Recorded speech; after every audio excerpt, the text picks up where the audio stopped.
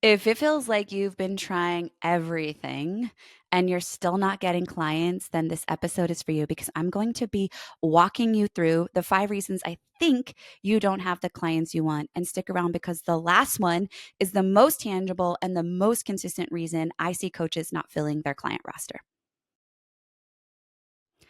Welcome to this week's episode of The Best Damn Coach. It's actually the conclusion of a 4-part series that we've been talking about called the Momentum Series. And I've been spending basically the last 2 weeks helping you create momentum in your business. We've gone tangible, like super simple implementation tips.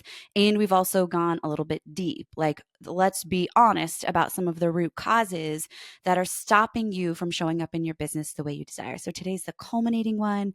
I think I've saved the best for last, and we're going to blend this kind of mindset internal work that's necessary along with some of the tangible that are necessary. And today we're diving into this topic, which is why you haven't actually signed your next client. And I want to be honest, this is probably the most common pain point when I talk to any coach that I'm working with. And in just in general, if we want to grow our business, you guys, we all want more clients. So the question I know I'm asking myself is, how do I get more clients? How do I grow?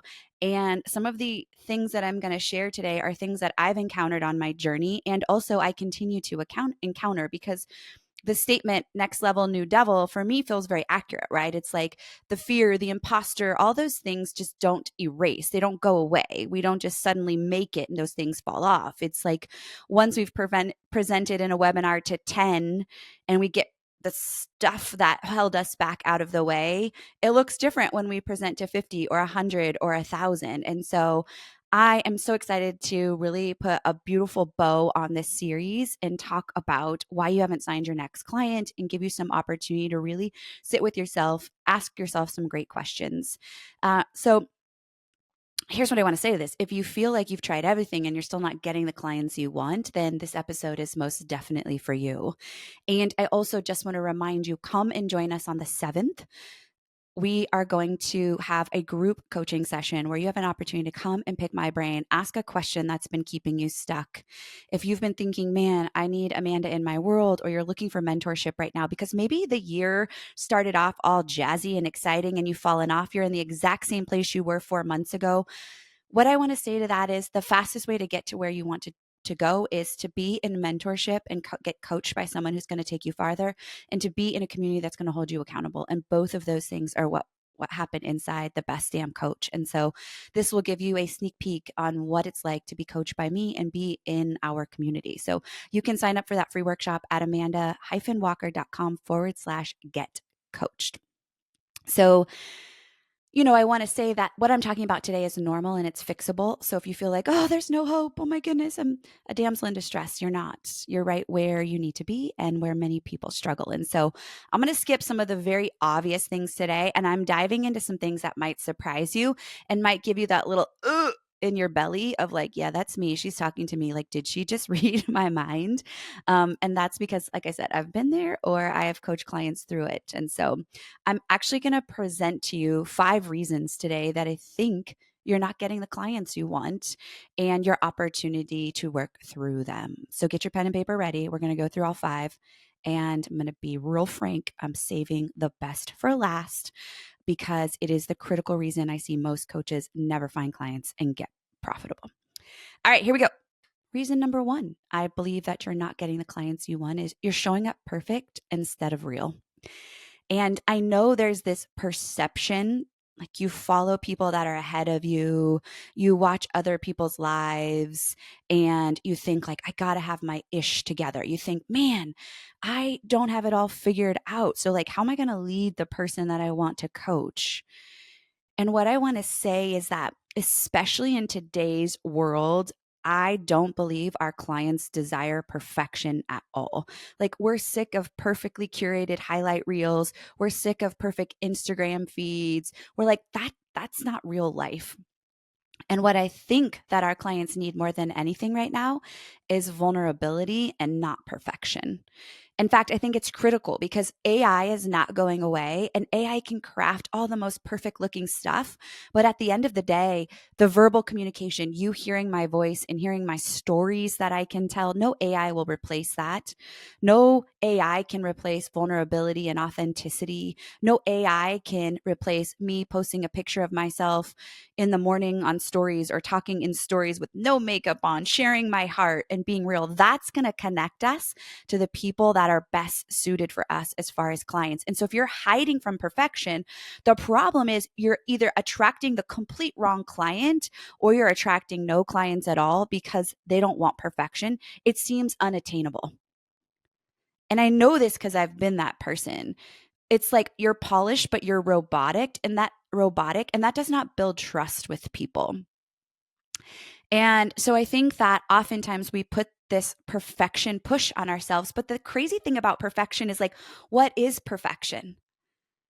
My husband and I talk about this all the time. Like, just think about loading the dishwasher.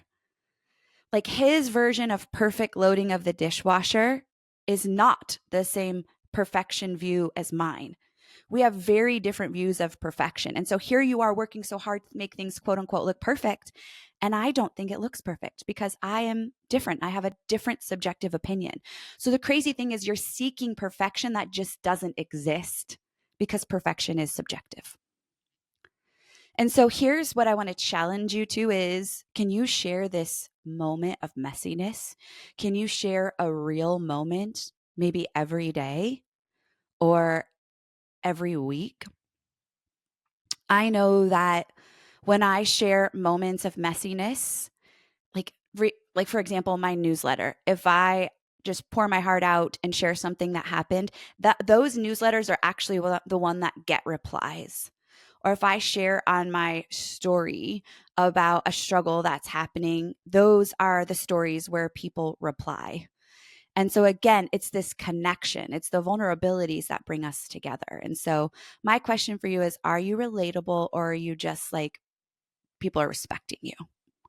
And I want to be relatable. I hope I'm relatable. And this is something that is hard for me as I've like learned more about myself. My Enneagram 8ness is like wants to be very powerful, wants to not feel weak, wants to not be vulnerable. And so I'm constantly leaning into this in my own personal relationships, especially with friendships, but also in my business because that makes it more relatable. So that's reason number one. Reason number two, this is a little bit high level, or maybe you might even feel a bit woo, but reason number two, you're not bringing in clients is you're energetically still in this hustle scarcity mode. And so you're doing all the quote unquote right things, but out of grabbiness, anxious energy, have tos. I got to make the money. I have to have clients. And I think clients can feel that. I know I can feel the difference when that happens in my own business. When you're desperate for the sale energetically, that's like such a turn off for people. It's like, think about, because I just went and bought a new vehicle. It's like I could walk into the dealers and feel the salesmen that were graspy and were like, I got to close the deal. It's like, and they wouldn't leave us alone and they would haunt us. And it was so salesy and gross. And I was like, ugh, this is such a great example for my coaches. Right. So when you are over like efforting, you're repelling your audience. When all of a sudden you're like just trying to throw a whole bunch of spaghetti at the walls and put all these offers and blah, blah, blah, blah, blah, it feels needy and grabby. And that for me personally isn't how I want to run a business. My goal is to really open myself up to focus. So what do we do instead, right, of feeling scarcity mode? The thing I do for me is go back to the basics of business. We are in business because we solve a problem. So whenever I feel scarcity mode sink in, I go back to how do I solve a problem for my clients? How can I meet them right now? That's how I create content. That's how I create podcast episodes. And so when I'm anchored in service, then it's very easy for me to move from scarcity to abundance mode. And I can look around and see there's so many coaches doing what I'm doing. But the more me I am, the more Amanda I bring to the table, going back to number one, the more inflow and more, more consistency clients come into my world. Right. And sometimes that means you got to slow down to speed up, to be aware. But if you're in that constant, like, need money, need money, need money mode, it's just this unconscious repelling that happens inside of your client to your clients, and you may not even know. So I hope having this conversation now is kind of bringing that to the surface. Okay. Number 3, ready for this? Write this down, circle this. 3 and 5 are my favorite talking points today. But reason number 3, you're not getting the clients is because you're actually avoiding the bold ask. I ask this question so many times when I'm onboarding new clients or have conversations with people. I'm like, they're like, clients just aren't consistent. I was like, okay, tell me about the last time you actually asked someone to be your client. You put an offer out there. You invited somebody to work with you. And they're like, well, maybe last month or something like that. I'm like, well, yeah, of course. Like, think about our kids. How persistent are they when they need something for us? We hear it over and over and over, and we're like, okay, yes, okay, yes, okay, yes. Not that I want you to be a nagging child, but the idea is our lives are busy. Your clients' lives are busy. They actually don't know, as obvious as it might be to you, that you are running a coaching business. Is there's still a massive amount of the population that has never worked with a coach. They don't know what a coaching relationship looks like. They really don't even know what potential that could bring to their lives. And so it's critical that we actually go in and continue to give value and invite them into a coaching relationship. So are you actually inviting the people in? Are you just giving value and like crossing your fingers and just hoping that they're going to ask you to work with them? And I often think that's because many of you don't come from a sales background. So you have this fear of being salesy. And I think that's keeping you totally invisible. So what you have to again do is anchor yourself in the solution. You hold the ticket, the clear pathway to the thing that your client is struggling with the most. Like, I feel like we have a responsibility then to give that information to someone else. I think we're all just humans walking this experience, and some of us have strengths in areas where others are lacking. And so if we share those strengths with each other, then collectively we are better as a whole. So whether that's a direct offer in your newsletter or your stories or on your podcasts, like I do consistently, then what happens is people actually opt in to your offers. And so my tip for you is you got to make that more clear. You got to make more asks. You've got to be to the point. You've got to say, hey, if you want to lose 50 pounds, I'm your girl. Click here to book a call. If you want to make more money and actually have a clear pathway to consistent leads, then you guys, this is true, should book a call with me because I know I have the solution to that. And so this is critical, is if you're not getting clients, it's often because they don't even know and you're avoiding that bold ask. Cool. There's 3. Reason number 4 is that you are not actually selling your results. You're selling the coaching. So when you do pitch your services, what's actually happening is you're like, hey, when you join on, I'm going to support you, with 12 sessions, or I'm going to support you for 12 weeks of coaching. You're going to also get WhatsApp access. I'm going to give you access to this library of PDFs. And all of that's too damn overwhelming for your people. Again, we are not selling coaching. We are selling results. And when you get that through your mind and you're clear on what that is, you become a clear opportunity for the people that you want to serve. And I made this mistake as well, especially on sales calls. I would listen to my person and then immediately I would go into the delivery of how I'm going to get them there. The number of calls, and they'd be like, what? They just want to know, am I going to get them the outcome? The how is actually irrelevant. That is our sweet sauce. That is our magic. And we will unveil that framework over time. But I flip through so many stories, listen to so many pitches from clients. And what I hear is that they're selling the coaching instead of the results. And I think you might be too. And so one way to fix that is to get clear on the results. You need to know exactly what does your coaching solve, which leads me to the final one. The final reason that I believe many coaches, all the coaches that I see and talk with that have this, let's call it failure to launch, they have these beautiful ideas, they just keep trying to talk about them, is that they say, stay too vague. They're too vanilla in what they say that they do and offer. And so they say things like, I'm just going to rattle off a few examples. I help ADHD people find success. But like, what is that? What is success? Do you even know what success looks like? Or I help women over 40 get healthy. What is healthy? Is that weight loss? Is that climbing a mountain? Is that meal planning? I help people build a life they love. I help people feel empowered. I help them stop stressing. While those things might be true, they're too vague. You are totally a yellow duck. You blend in, you don't sound special. But the problem is when people see what you do, they don't have a clear picture of what that actually is. You say things like find purpose. I'm like, yeah, hello, I'm going to spend my whole life seeking that. You're going to solve it for me? That feels too far.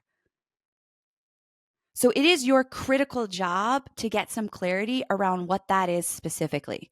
We literally do this in every single program I offer because it is the thing that impacts the most coaches who don't have clarity on what that is. And so I believe it's a crucial reason you're not finding the client you want or any clients at all is because you're too vague in the communication of both your offer and the problem that you solve. There's a huge difference, for example, if you say, I help women get healthy versus I help women lose 40 pounds so they feel confident in a bikini. Because when I hear the latter, I'm like, yeah, I know exactly what you mean. I want that. When I hear healthy, I'm like, well, maybe that's me. And so this is a key element. This is what we work on inside Best Damn Coach. This would be a great thing to come get coached on in the free workshop on the 7th. So as we kind of conclude our 4-part series on momentum, I'm guessing that of these 5 topics, let's recap them, or 5 reasons you're not getting clients. 1, perfection over realness. You're showing up as perfect instead of real. 2, you're energetically still in like hustle scarcity mode. 3, you're avoiding the bold ask of working together. Remember that one. 4, your promise isn't clear. And number 5, you're just way too vague. You could feel like, oh gosh, all 5 of these are me. But then I would suggest like grabbing the one that you feel like is most impactful for you and start there. If all 5 are there, start with one. If one really pops through to you, then start with that one. But no doubt, every single person listening to this, including myself, can choose one of these to get better at so that you too can build more momentum in your business. Sometimes we search for all this strategy and all this sexiness. It's the foundation, it's the fundamentals, honestly, that are the rinse and repeat that we keep getting better at that actually make the greatest difference in our business. And so I hope you found this series so impactful to build momentum. This episode in particular, if you loved it, will you please share it with a friend, copy and paste the link? I would love if you would hop onto iTunes or Spotify and just leave a quick review about this episode. All it really takes is one share, screenshot it in your stories, and will you just tag me or send me a message and really let me know what spoke to you the most.